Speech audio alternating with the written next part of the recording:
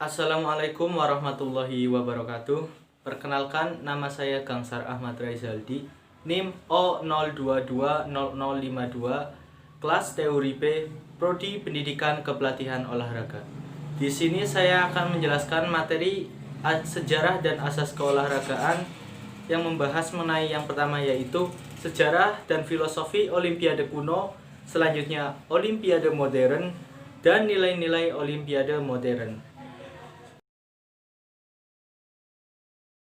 Untuk materi yang pertama yaitu sejarah Olimpiade kuno.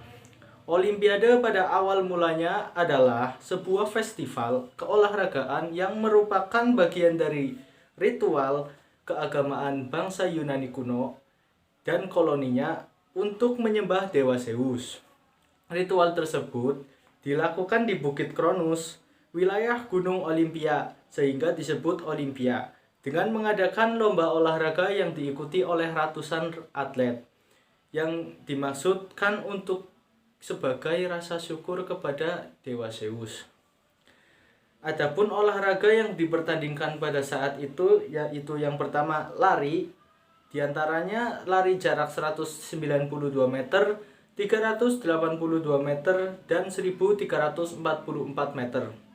Selanjutnya gulat, pentathlon, yaitu pentathlon adalah diantaranya lompat jauh, lempar lembing, lari 192 meter, lempar cakram, dan lempar martil. Pentathlon itu seperti atletik.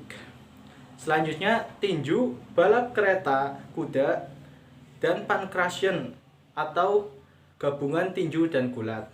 Selanjutnya balap kuda, lomba lari membawa senjata, dan lomba lari membawa senjata.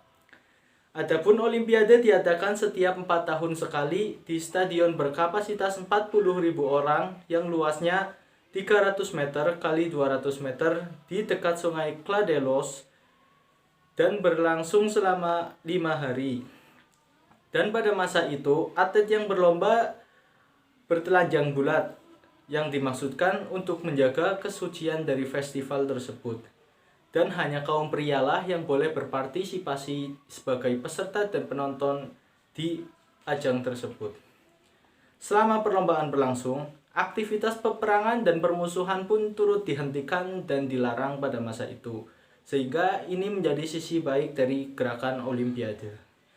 Namun akhirnya Olimpiade dihentikan dan dibubarkan oleh Raja Kristen pada saat itu, yakni Theodor I.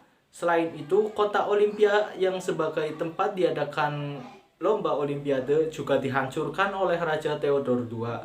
Lalu kota Olimpia hancur dan hilang sendiri akibat bencana alam. Selanjutnya berbicara mengenai nilai-nilai dan filosofi penyelenggaraan Olimpiade kuno. Adapun nilai-nilainya yang pertama yaitu selalu menjaga kesucian diri selama pertandingan. Yang kedua, menjaga kekuatan dan kebugaran fisik, keterampilan dan ketahanan mental atau jiwa yang tenang. Yang ketiga, semangat untuk berprestasi. Yang keempat, kejujuran dalam bertanding. Yang kelima, saling menghargai. Yang keenam, terciptanya perdamaian. Yang ketujuh, terjadinya kompromi dan kesepakatan antar suku. Yang kedelapan, penghargaan tertinggi sebagai pahlawan ataupun hadiah dan monumen. 9. Peningkatan ekonomi dengan maksud usaha perdagangan yang diadakan pada saat Olimpiade tersebut. Dan yang terakhir yaitu yang ke-10 sebagai ajang hiburan dan sukacita. Untuk materi selanjutnya yaitu Olimpiade modern. Diawali dari ketertarikan Baron Pierre de Coubertin, seorang bangsawan Prancis, terhadap filosofi Olimpiade kuno. Selanjutnya dia menyelenggarakan pertandingan atau festival olahraga tingkat internasional yang kemudian disebut sebagai Olimpiade atau Olympic Games. Selain itu dilakukan juga gerakan penyebar luasan, filosofi dan nilai-nilai paham Olimpiade yang dikenal dengan gerakan Olympic Movement. Olimpiade pertama diadakan di kota Athena pada tahun 1896. Berbicara mengenai olimpisme, yaitu dasar fundamental dan filosofi kehidupan yang mencerminkan dan mengombinasikan keseimbangan antara jasmani dan rohani, serta mengharmonisasikan kehidupan keolahragaan, kebudayaan, dan pendidikan untuk menciptakan keselarasan hidup. Selanjutnya, adapun paradigma olimpisme dalam pertandingan olimpiade antara lain yaitu prestasi bukanlah merupakan tujuan dari olahraga, yaitu atlet bukan bertanding itu bukan untuk meraih prestasi namun untuk melakukan gerakan yaitu kemuliaan manusia. Selanjutnya, menghindarkan diskriminasi atau perbedaan ras, suku, agama, ideologi, dan warna kulit dalam setiap gelaran olimpiade. Adapun simbol dari gerakan olimpiade modern yaitu 5 buah cincin yang berbeda-beda warna dengan memiliki dasar warna putih. Yang diantara warna-warna tersebut dari cincin tersebut adalah yang pertama biru, kuning, hitam, hijau, dan merah, dan yang menjadi latar belakang putih.